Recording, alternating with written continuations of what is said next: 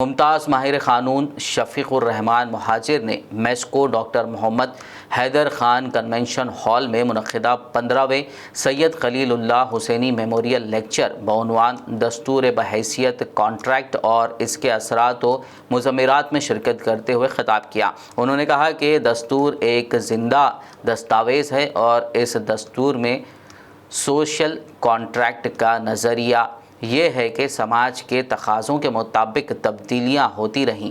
اس اجلاس کی صدارت صدر کل ہند مجلس تعمیر ملت سید جلیل احمد ایڈوکیٹ نے کی۔ پروفیسر عامر اللہ خان نے تعلیم ہندوستانی نوجوانوں کے لیے نئے چیلنجز اور مواقع کے عنوان پر لیکچر دیا۔ Chief organiser engineer Abdul Jalil Tariq نے خیر مقدم کیا۔ معتمد عمومی ڈاکٹر یوسف حامد نے تعارف پیش کیا اور آخر میں شکریہ ادا کیا۔ بہتر مسلمان بنے، بہتر سٹیزن بنے تو آپ کو ایک دوسری قسم کی تعلیم کی ضرورت ہوتی ہے۔ تو یہ جو نئی ایجوکیشن پالیسی ہے، اس کا پہلی ہیڈ لائن، اس کا پہلا عنوان یہ ہے کہ تعلیم اس لیے ضروری ہے کیونکہ تعلیم کے بعد سب کو نوکری چاہیے۔ اسی لیے آپ دیکھیے سارا ایمفیسس نیو ایجوکیشن پالیسی کا اسکل پہ ہے کہ ہم بچے کو کسی بہت چھوٹے کلاس سے، چھٹی ساتویں کلاس سے اسکل ایجوکیشن اور ووکیشنل ایجوکیشن پہ زور نئی ایجوکیشن پالیسی دیتی ہے، تاکہ جب آپ پاس کریں اسکول تو آپ کے پاس کوئی ایسا اسکل ہو جس سے آپ کو نوکری ملنے میں آسانی ہو۔ تو یہ پہلا بنیادی فلسافیکل فرق ہے ایجوکیشن کے آبجیکٹو کا۔ اگر آپ ایک طرح سے سوچتے ہیں تو آپ ایک ایجوکیشن پائیں گے، اگر آپ دوسری طرح سے سوچتے ہیں تو آپ اپنے بچوں کو دوسری قسم کی ایجوکیشن دیں گے۔ یہ پہلا ہے، میں اس پہ زیادہ ذکر نہیں کروں گا، بس یہ پہلا پوائنٹ۔ ریزرویشنز کے لیے جو سوشلی بھی بیکورڈ رہیں گے اور ایجوکیشنلی بھی بیکورڈ رہیں گے۔ اگر کوئی سوشلی بیکورڈ ہے اور ایجوکیشنلی بیکورڈ نہیں ہے تو اس کو ریزرویشن نہیں مل سکتا۔ سملرلی اگر کوئی ایجوکیشنلی بیکورڈ ہے لیکن سوشلی بیکورڈ نہیں ہے تو اس کو ریزرویشن نہیں مل سکتا۔ یہاں پہ دو سوال کھڑے ہوتے ہیں، سوشل بیکورڈنیس کا میجر کیا ہے؟ آپ دیکھتے ہیں کہ آرٹیکل 15(4) میں جو آپ کے اسکرین پہ نظر آ رہا ہے، nothing in this article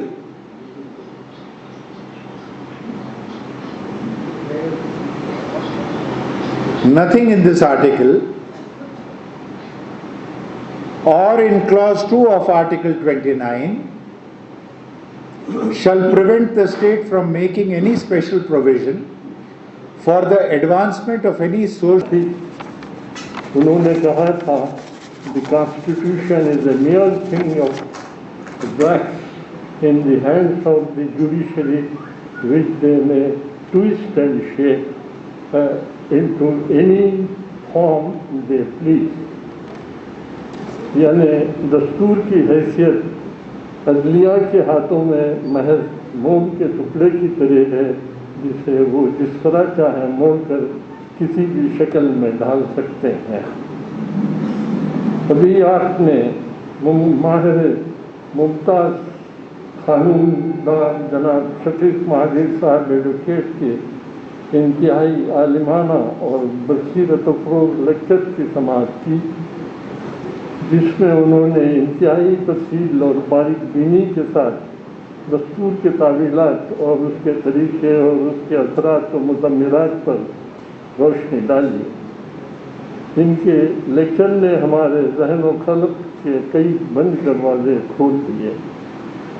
اسی طرح ممتاز ماہر ترقیاتی معیشت پروفیسر عامر اللہ خان صاحب کی بھی تقریر سماعت آپ نے کی، جس میں انہوں نے تعلیم کو اور اس کے حصول کو اور اس کے لیے جو چیلنجز ہیں وہ صرف اور صرف پرائمری بچوں کی حد تک محدود رکھا۔ میں سمجھتا ہوں کہ اس کی وجہ وقت کی تنگی ہے، اور یہ تو ایسا موضوع ہے کہ اس کے لیے ہمیں سیمینار منعقد کرنا چاہیے تھا، اور اس میں ڈاکٹر اور پروفیسر आमिर उल्लाह खान साहब को मदऊ करना था।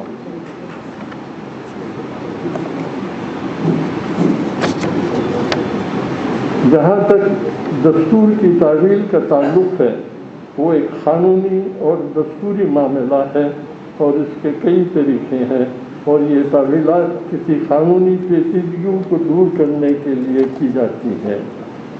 यहाँ मैं आपको क़ानूनी पेचीदगियों में उलझाना नहीं चाहता।